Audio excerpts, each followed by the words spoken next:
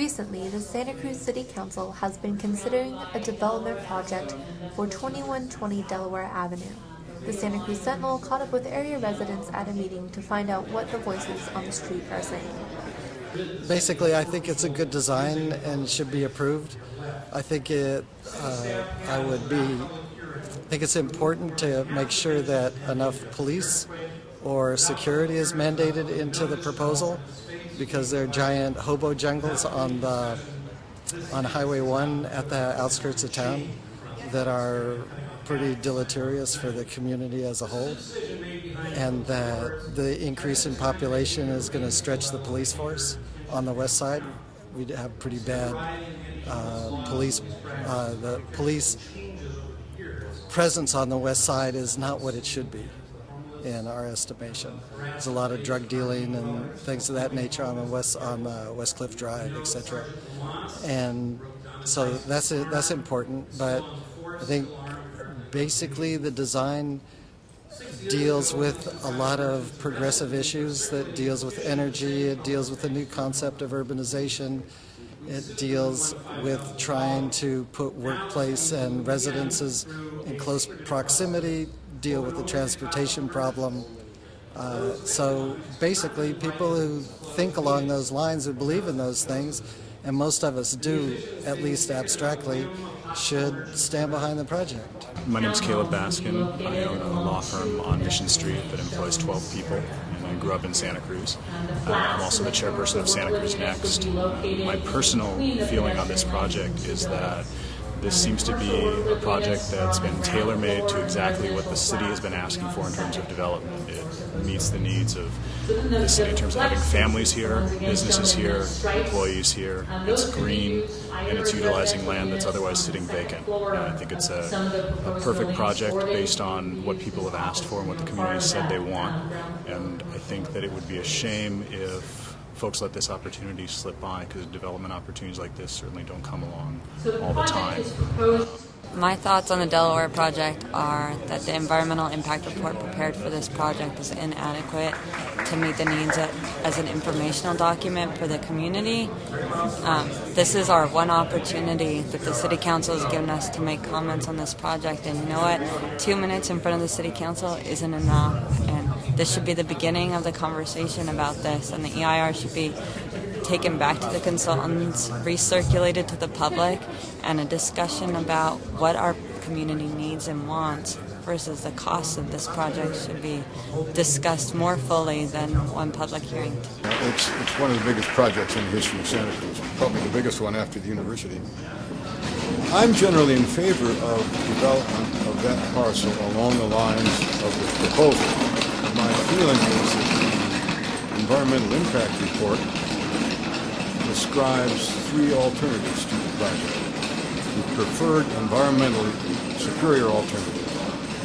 The third one does not require any zoning changes, reduces density, alleviates most of the adverse environmental impacts of the project. So I'm inclined to want to support that.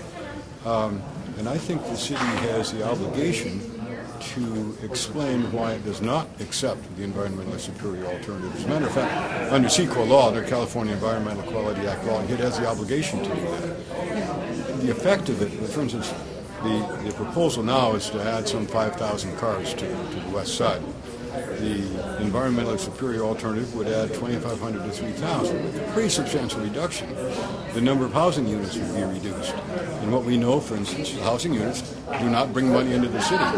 So there are a lot of factors about the environmentally superior alternative, water, parking, traffic, park space, that would not exist with the preferred alternative.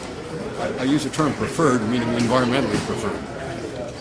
Just worried about the traffic. I don't think we have the infrastructure and transportation to handle it. If we had a way to transport people without cars, it might work well. If people would live there without cars, had to have electric bikes, but as far as cars go, I don't see how it's going to work with the university growing and then this big project. How many cars can we already? Mission is packed, and it's not a very 2 people were killed on bicycles this year. What are we?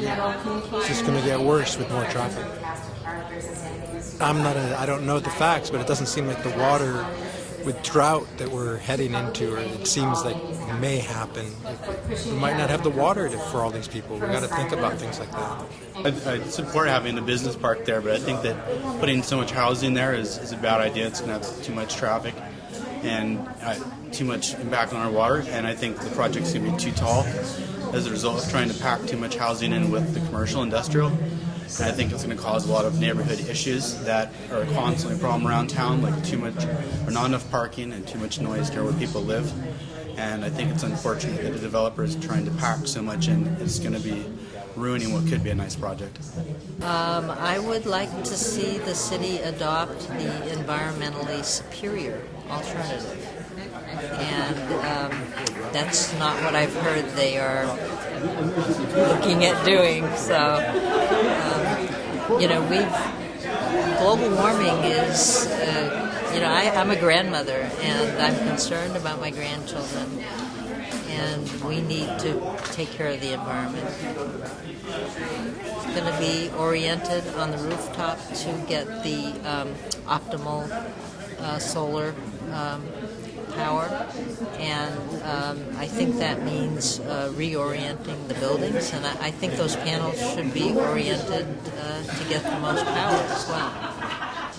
I think that it's very important, particularly if we want to maintain a viable business community in this town, that we provide a place for those businesses to be. My business tried to find new office space 3 years ago and could not locate something for our size that was feasible. If this project had been built, it would have been another story. So we'd appreciate people supporting it. I also think that some of the opposition that we've seen recently, particularly criticism that not enough sales tax revenue is being generated by the project, seems to me somewhat hypocritical, given that the last project that was proposed for over in that area, large big box home improvement store, would have generated, I believe, more in sales tax revenue, but that was then not green enough, not the right type of development for the neighborhood. Now you've got greener, right character for the neighborhood, and now it doesn't generate enough sales tax revenue.